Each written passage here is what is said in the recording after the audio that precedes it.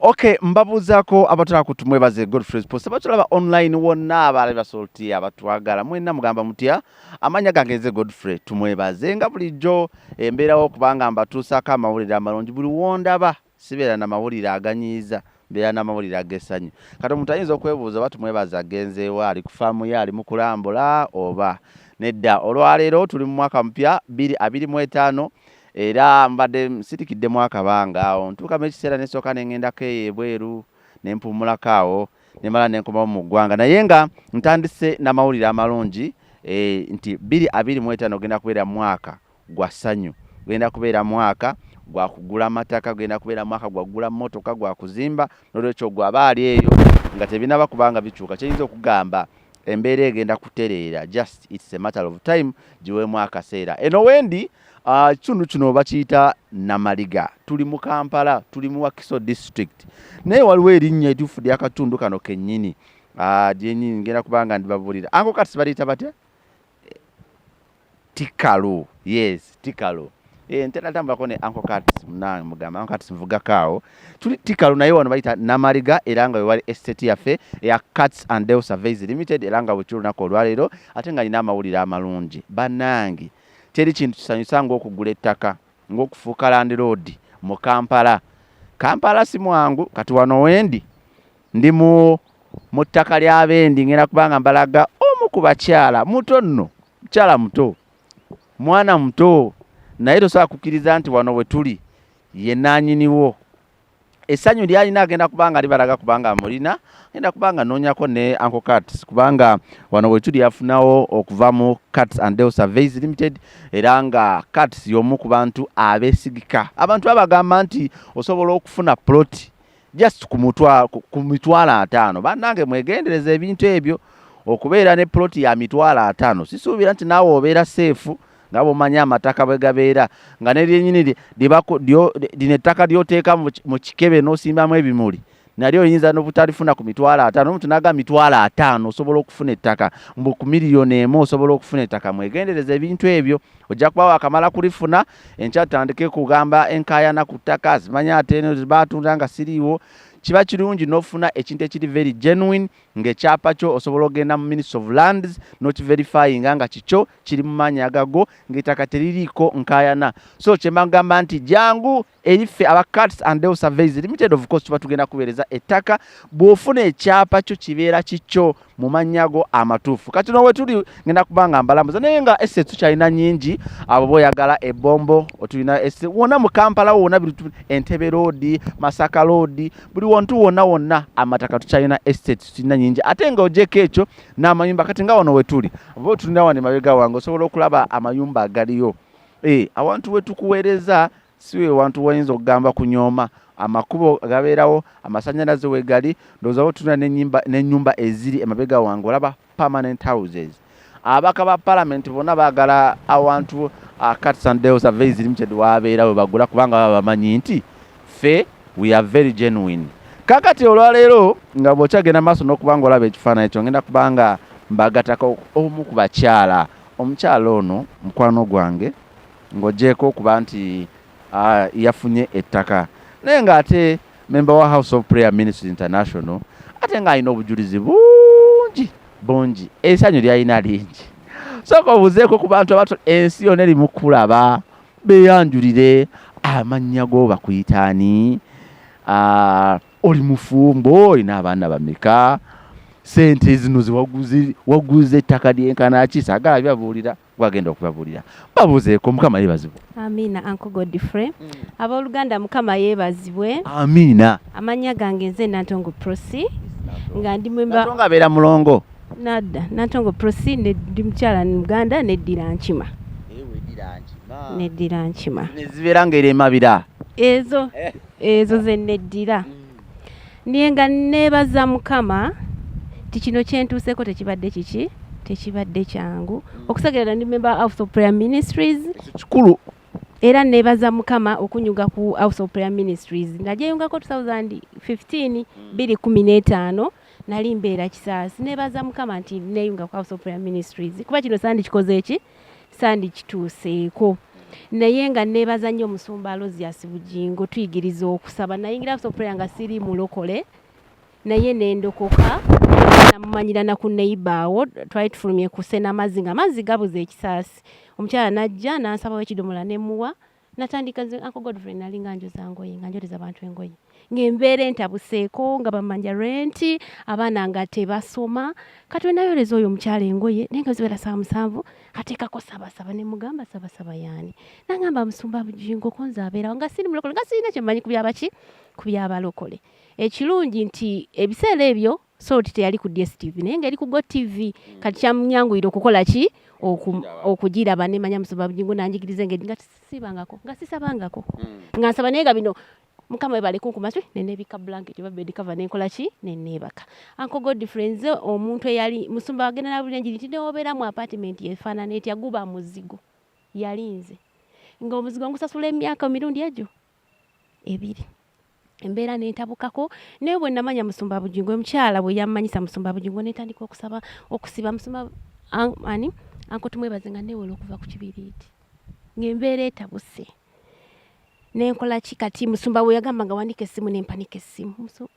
Uncle tumwebaze nafuna emirimu eyokoze engoye nze nkoledde ku bagagga nkoledde ku bantu ng'abantu banesigiza ebisumuluzo byabwe ebyamaka gaabwe osigala ng'oli mwesigwa banenge ekyo ekintu kikulu nnyo okuba omwesigwa era oyo omuwala oyo omukyala oyo yalina mukwano gwe gwagulako engoye nankonekitinga nga maze okwoleza ye nankonekitingako kati omuwala yalina mukwano gwe ng'abeera Najera ne banfunira emirimu Uncle tumwebaze nze nga nina abantu 3 mu wiiki benkolera naye nga buli muntu alina ennaku ze nengenda nga nkola kuwa sente mmeka oyinza okubanga otugamba nti oyoza engoye nga wali oyoereza mu kulembeze w'eggwanga nga buli omu alina zampa omwezi naye ng'embeera teyali ki niyo okuba neyunga ku House of Prayer embeera nekyuka ennyumba netuka neegaana kati nga twali ku kyakye nga bamanja $3,600,000 Musumba n'agamba nsabira omuntu yenna ayina ebbanja bali musonyo ne ngamba naye bino otutwala supiidi mpola mpola engoye ze wali oyoza bali bakuwa sente mmeka nati gaali maka nga bampa mwezi waliwo yampa 15 waliwo yampa nga 3 waliwo nagenda nga ngampa 5 olunaku 5 nyumba apartment nga ngirongosa nezirayo ewaka nga Sunday resikola milioni 3 ze bali bakubanza nga za nyumba $3,600,000 embeera yatabuka omwami teyali mu Uganda embeera neetabuka najjako essimu ze byonna egyo emirimu negimbezawo n'abaana nesomesa abaana bange bali 2 nina abaana 3 nazaalayo omwana nga nkyasoma kati nenzaala n'abalala bali 2 bawala Angelina ageze mu senior 2 omulala ageze mu P6 Uncle tumwebaze nembeerawo olw'essaala za Musumba Bugingo nensaba nensiba emirimu negyeyongera nasooka nenkulaba n'abaalejjalejja nenga ne bano mbakoye Mukama olungiza okusaba nengamba Mukama njagala nfuna abantu abali permanent nga bukeera ku makya nengamba ngenda kukola ki kukola yes Mukama n'akikola nagenda nga simanyi kuwa kimu kya 10 nga siwaayo kirabo nene ngenda nga mbimanya nengenda Mukama najja nga nkubire ki Mukama nankolera ekyamagiro ebintu byange byonna ebyali byabula ne bikola ki nebiribeera recovered nebikuddira nebinzirira ennyumba yese eri gye nali nsulamu ekisasi yagaana naye kyava kusala Musumba yasaba nagamba asabira omuntu alina ebbanja bali kusonyiwa Uncle tumwebaze ne bansonyiwa rent wa milioni 3 mu kusonyiwa $6,000 waliwo omukwano gwange nampa kaluumu nembeera nga nsula Uncle tumwebaze mpise mu buli mbeera nasulako mu nnyumba bajjamu embuzi nembeeramu n'abaana bane nga nali mu nnyumba eki ennungi niye nga nze ndi mugumu olw'essaala zaani za Musumba Bugingo nesevinga sente natandika ne milioni 10 nesevinga ne Mukama nga esente zibampanga okupangisa ennyumba nembeera nga nzikola ki nga nzisevinga nagamba sigenda kudda mu nnyumba yaki ya bbeeyi Uncle tumwebaze nensula mu nnyumba nga bwansi ttaka nga mulimu ebiku mulimu emmese naye nga nze nina kyenkola ki olina kyobali kyotunulira mu maaso we nasevingawo milioni 10 nengamba omanyi kaakati ngenda kugula ttaka nensooka nnoonya mu b'amataka baali banzibye nze nafiirwako milioni nga 2 kati ezo Musumba yatugamba school fees kituufu kati bwe nadda ewaka nengamba naye Mukama esente zirolunga nina milioni 23 ku akawunti 23 nengamba naye nkoze ntya kati mba ntudde ndaba dawe 23 zava mukoza ngoye Mukama yankolera ekyamagera Uncle tumwebaze ne bampa sente nembeera nga nsevinga eki anko tumwebaze nze baali bandekawo emyaka 7 nga nze mama nze taata kati omukisa ogwo bwe gwakuba nenga nina okozesa guno omuki sigenda kudda mu nyumba ki nensigala wali we baali bansuza nensevinga ki nensevinga sente wenawezawo miliyoni zaali 10 nenga kati kanoonye zaali 23 nenga kanoonye ettaka nengendeyo buwambo baali banzibiddeyo nenkomayo waka nengamba naye nkoze nti buli lwotolako nga bloka kubira essimu owayeza amafuta okutambula biki n'okulambula byonna ebe talina bojja ewaka Sunday ffe tukutambuza motoka yaffe tetutwagala ebyo kugenda akasente ko katooleko bwe kiri kati mba tudde ku TV nga nda program dawe mami Susan nasoma enamba ya Kati Sunday nengamba mala mami Susan yasomye enamba eno omuntu nateekwa kuba muki mutuufu waliwo mukwano gwe yali yangambako Kati Sunday we nengamba nedda kati mami Susan yasoma enamba nenjiwandiika lwali lwakuna nenkubira omwami yo Kati Sunday yakwata esimu yange nayogera nange bulungi netumitinga ku church ku Kanani nanambuza Kati Sunday bantu balungi yanambuza wasasula mekezo okulambula ezamafuta teyanzijako sente nenambula aina estate sinungi taguza kintu kyotakoze eki ate Kati Sunday otaleta bloka mulala kulambuza taka nga yeke nyini okuleka nga gwoze n'omuki n'omuntu wo naye yesinga bano agamba jangu tugetulambula ettaka gwentuuka ku motoka ngaliwo abantu 7 osubira okusangawo ye na driver naye nosanga abantu muki mwamuyinza n'okubaamu omubbi naliko ekisa kya Mukama kuba bali basobola okukola ki okunziba niye neebaza Mukama bannange tebibadde byangu naye olw'okusaba n'okusiiba nange nina ebyapa 2 tetunatuuka yaawo kata bw'ojja ewanko katisa kulambuza ate n'ojja wafuna tewafuna nafuna yanambuzaako ekalule nanambuza ebusiika evvumba ne mugamba nedda nga kyenjagala nga njagala we ninnya emmotoka emu paka Kanani yes ku luguudo lw'e Kanani okusooka nali saagalayo nnyo eno okuva banzaalawo kumpi Busola yes niye nengamba saagala kubuka wakisu by the way kate Katonda addamu essaala we twali mu Independence night ekololo omusumba nagamba wani saba oluguudo lweyagala ogulako eki ettaka nengamba Ntebe road Bombo road nemutekamu naye nga mbuusabuusa kati anko Kati nefuna waneta kati anko Kati nangamba olaba Ntebe road ettaka kati eri okumpi lya bbeeyi ate eri ewala waliyo amazzi nambulira ekiki ekituufu nezija netulambula wano kuba nali njagala 10 ku 10